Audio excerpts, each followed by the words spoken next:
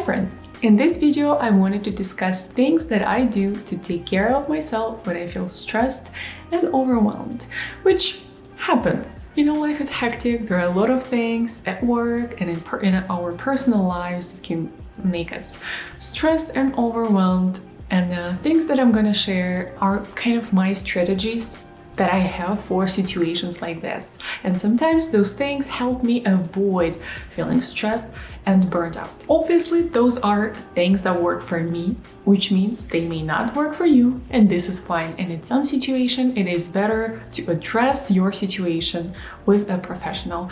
With all of that being said, make sure to like this video and subscribe to my channel for more videos like this, and let's dive right into it. And the first thing that I'm going to mention is something that's been counterintuitive for me for a very long while, and it's cleaning your physical space. I started noticing this correlation between me feeling overwhelmed or anxious and my apartment not being the tidiest. And as someone who doesn't really enjoy household chores, for a very long time, I didn't really do anything about it.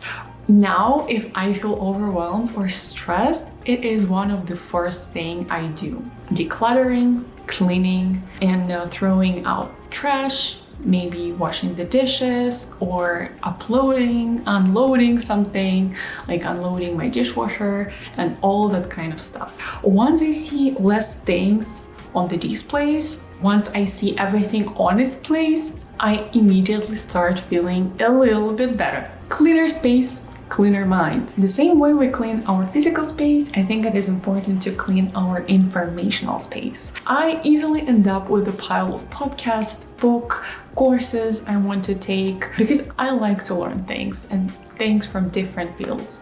And as you can guess, sometimes this is exactly what overwhelms me. And in addition to this, we've got news, radio, movies, TV series, a lot of information coming in.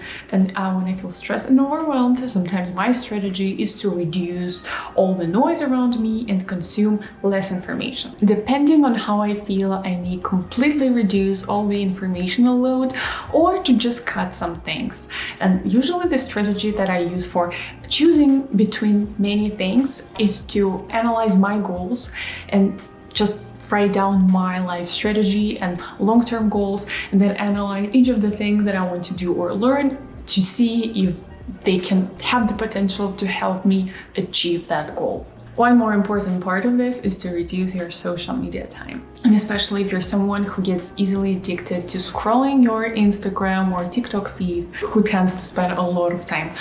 I do not spend as much time on Instagram, but I know for sure that it makes me anxious. Once I start doing this on a daily basis, I start comparing myself to others or just thinking about other people who are kind of not my close friends or family, and it overall negatively impacts my state of mind, my level of stress, and it leads to me feeling overwhelmed. Knowing about this kind of helps me to come up with a strategy. If you know that there is a social media that impacts you the same way, definitely cut it out of your life. Or at least not cut it out of your life completely, but reduce time that you spend on that social media. Slow down and maybe break your routine.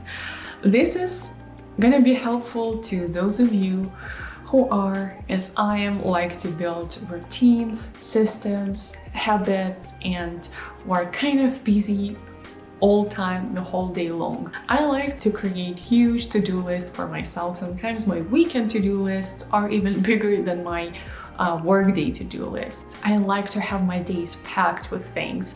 I like to work and then to have a workout after work and then have a French lesson and then go for a walk with Floki and then do something else. And sometimes when I feel overwhelmed doing my routine, it's not something beneficial for me. So just breaking this routine, sleeping in, maybe not doing some of the things, not doing my workout or doing something simpler, something easier, like some restorative yoga or stretching can really help a lot in this kind of situations. Observe your thoughts. Try to understand what thoughts led you to feeling the way that you feel right now. I started noticing that when I feel any feeling that we would call unpleasant. I couldn't even say the exact reason why I feel this way, and I felt like thoughts in my head were kind of a mess and I couldn't make any sense of it. So that's when I started doing a couple of things. First, there is an exercise called le flux de pensée, which translates as flow of thoughts. What you do, you just write down every thought that you become aware of in your head. What's interesting, I think, is by the end of the exercise, I think I discovered some thoughts that I wasn't aware about in my head, which is kind of weird, but I don't know if you can relate. If you can, write me down in the comments. Another thing is meditating while focusing on my breathing instead of getting carried away by my thoughts. And I've got another way of doing this, is actually on the contrary, letting my mind go wild and think about anything it wants to. This is kind of like le flux de pensée exercise. It helps me to find the thoughts that I'm having and I'm not realizing that I'm having. And another thing is journaling, writing down everything I notice about myself, what I feel and what caused those feelings. Maybe you have anything to add to this list, write me down. And I think the whole purpose of doing those exercising to observe yourself is to first calm yourself down, because I feel like the speed of thoughts are so quick, the speed is high, and sometimes it is impossible to even notice them, and noticing them helps you understand yourself better. It helps you calm yourself down. And the third thing, it helps you come up with even better strategies, how to cope with different negative feelings. So if you notice you feel angry about something or you feel stressed, you can try and come up in advance with exact actions you can take when you feel this way next time. Doing something physically pleasant. It can be something relaxing, like taking a bath and then wrapping yourself into your favorite bathrobe. It can be stretching or yoga, but it also can be something a little bit more stressful for your body, like doing a workout.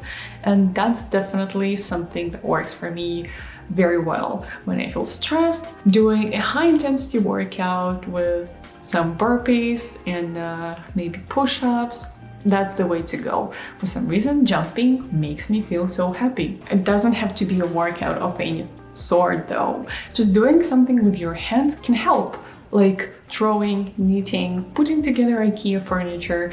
I believe those kind of things that involved your hands can boost your mood. And that's exactly what happened to me the other week when I felt a little bit burned out. I did not want to do anything. I felt apathy. I started putting together my new shoe rack that I got from Amazon. Worked wonders. The last but not least is go out into nature.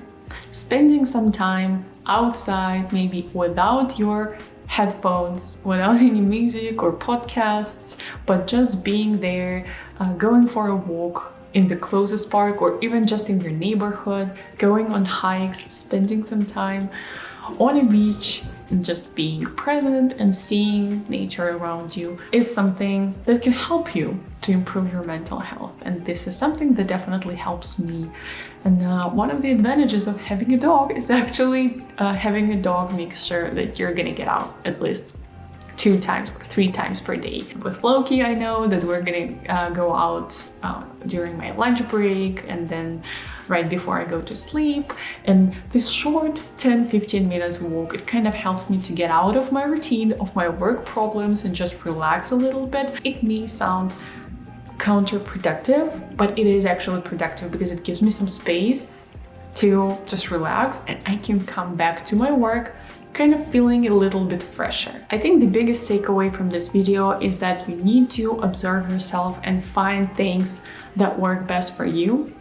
As well, things that I shared are my strategies, and you should treat them probably as some ideas or inspiration, things you could try, but obviously do not get upset if these are not working for you. Some people may need professionals' help, which is fine.